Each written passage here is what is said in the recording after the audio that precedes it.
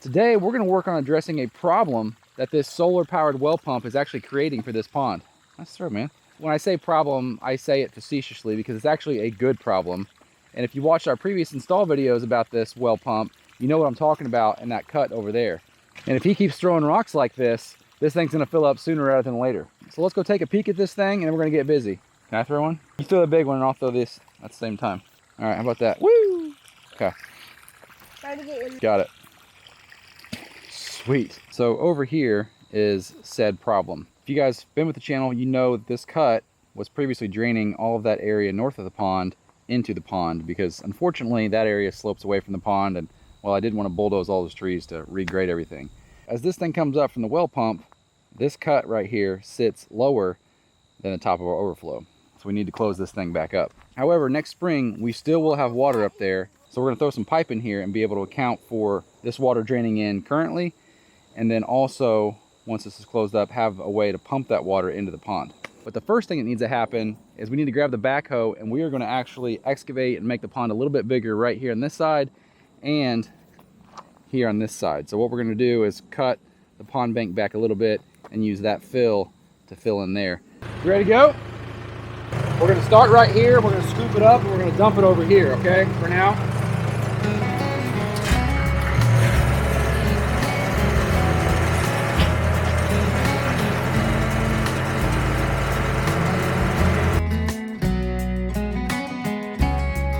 You do the middle one, okay? You do that one, pull it.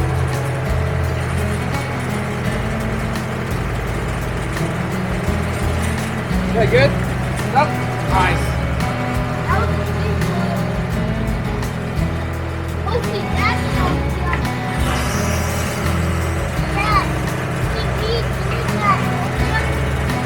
Pull it.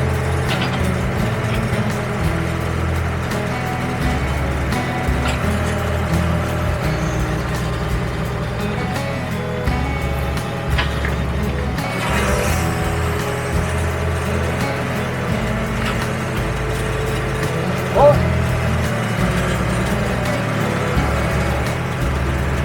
All right, good job.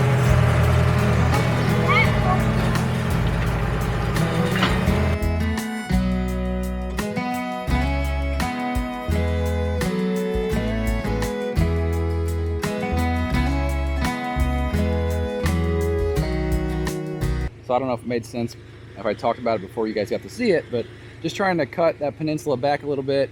And this is actually gradual enough I can bring my tractor and box blade in here and pull the rest of this material up and grade it out a little bit.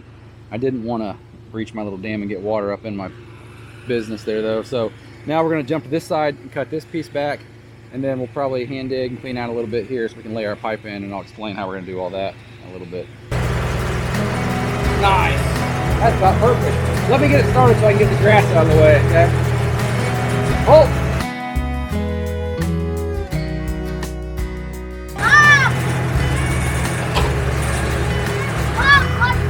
Stop, pay attention to what you're doing.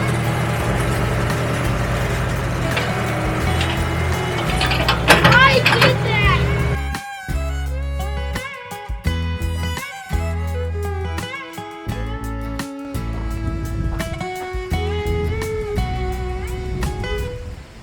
Basically the goal is to have the bank kind of cut right through here and out, and you kind of see the rim there and with it along there. So instead of having this, you know, high spot, we're going to level this down.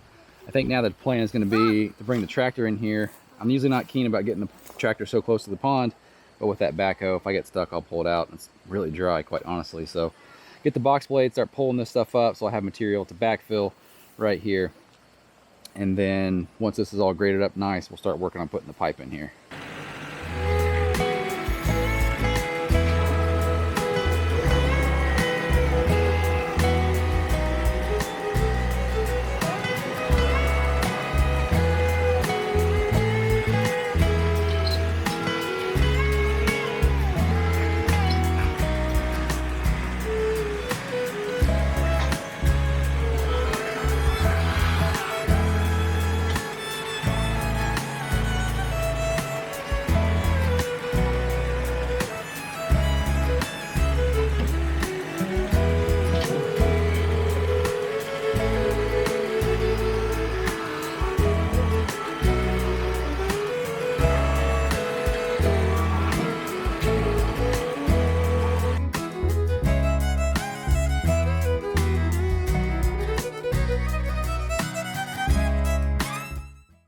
Not bad.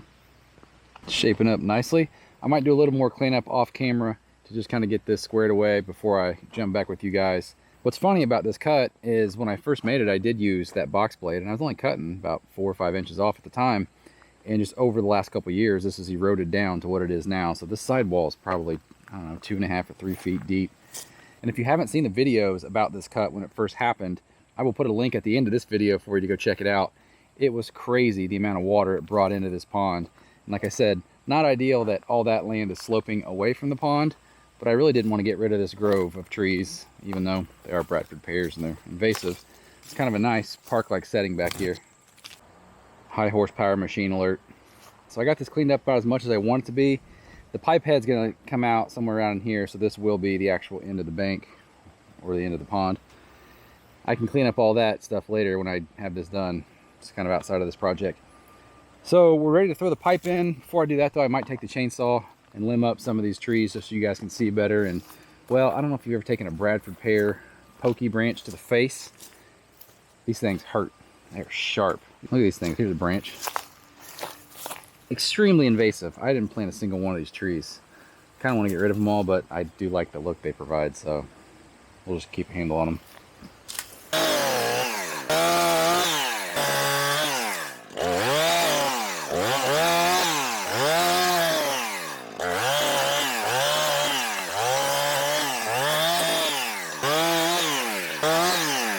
I always forget how much I hate these things until I start cutting them and picking them up. They're a nightmare. So let's unveil the grand plan and actually sketch something out here for you guys. So if this is our water level, right? And this is a profile view. And this would be ground right here. This is ground level. So if we put a pipe that enters into the pond and the water level currently is, make a mark, down here, then no problem. This water is going to enter this into the pipe, drain into the pond, no problem. As the pond water level rises and the well pump pushes the water above this pipe head, water would then want to flow backwards. So in that case, we put a cap on the end of this, and we have this T here. The water level in this pipe will always be the same level as the pond, so long as the pond is above this pipe. And we have a cap up here. So the idea is that for now, we'll leave this pipe open, let it drain in. Next spring, when we're underwater with this pipe, this will be capped. And there's a low-lying area in the back, which I'll show you, that will still definitely collect water. And we'll use a trash pump or some other kind of submersible pump, and we'll run a line, and that line will come and pump right into the top of this, and this will how we'll feed water into the pond. Since this is above the water level in the pond, this will be how we get water into the pond. So I bought 60 feet of 4-inch Schedule 40 pipe. I don't think I'm gonna need that much. Maybe I will, I don't know. But I was at Menards, and I feel like every time I turn around, I'm needing more of this 4-inch pipe. So if I have a few sticks left over, so be it.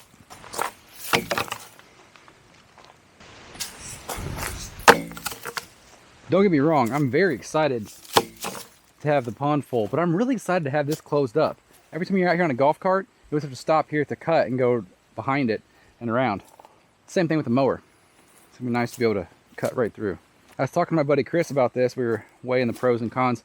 One thing nice about stopping it right about here is that it puts the standpipe kind of tucked in the middle of these trees, and the standpipe's not floating around back there in the middle of everything. So it kind of protect it when I'm out here with the tractor and whatnot. Might pull this down a few more feet, but I'm gonna go ahead and maybe glue up the first 40 feet, and then I can figure out where I want that back. Even if I pull the other end down 5 or 6 feet, that'd be perfect. Put that standpipe about right here. All right, so I kind of just got excited and went for it here and did everything off camera, but there's not a whole lot to see. It's gluing up pipe, and it's the exact same thing you guys saw in the diagram. I did go for a longer sweep here, so I thought for clean out purposes, instead of doing a short sanitary tee or even just a tee, which wouldn't have been good, I have this long sweep. So in the event I ever need to clean this out, I can pop the cap here and clean out. This end here, as discussed, has a threaded female fitting on it, so I have a cap. We can cap this thing off if in the event the water level rises higher than the end of that pipe, which it will at some point.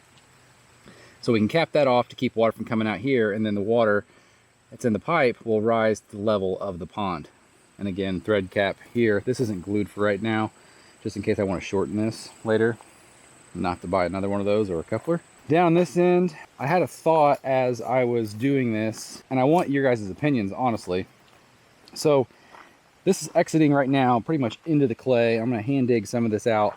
So there's a good chance at some point clay might get filled back in there and it kind of, you know, close the pipe up a little bit. It's not that far from the shore. I can easily step out here in the water and clean it out with my hand, or like I said, use a pipe clean out and come this way with it is an option as well, or just force water through it. However, a thought I had, and I have time to figure this out because we're not quite there yet, I thought about putting another riser on here and have it rise, I don't know, 12 inches, 14 inches, just so it's taller than the surrounding dirt and that it will never get clogged. So as long as this end on the rise is lower than that end, we'll never have an issue with water going out the pipe the other end. I don't know, your thoughts.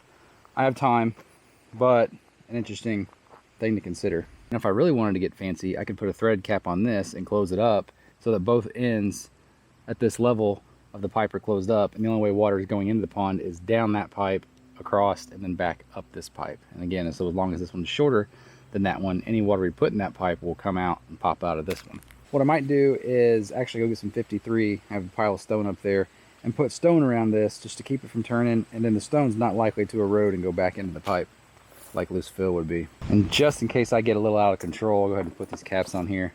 You guys know how I do. Quite excited about this solution. I think it's going to work out really well. And long term, if I still have a bunch of water back there feeding up, I could even just dig a little pit right here and just have a pump sit right here and pump in. I think it's going to work out really well. I'm sure you guys will let me know if you think otherwise in the comments. I said it earlier, you guys need to watch out for this machine here. It is high horsepower. I have a specialized permit to run that one.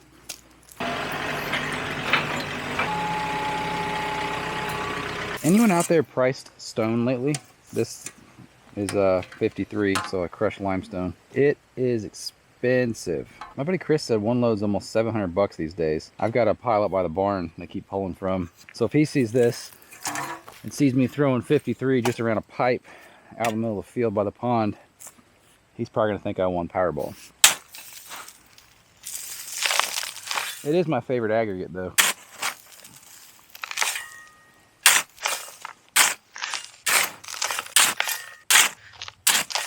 You could also argue I probably should almost put concrete around this thing, as you have water flowing down this way for erosion purposes. You know, water doesn't run alongside of the pipe, but I'm not worried about it. If you guys saw our pond build, you know the kind of clay we have. I guess I'll have to settle for perfect. Probably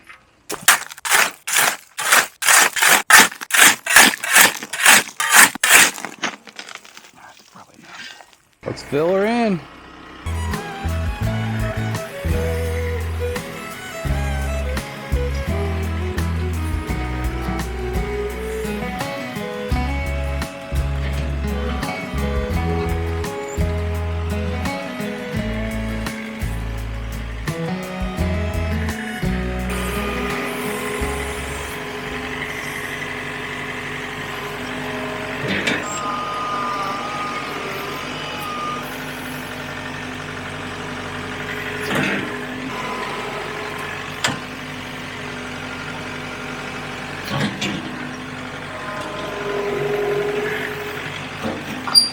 Tell you what, this is going to take a whole heck of a lot of dirt to fill this thing in.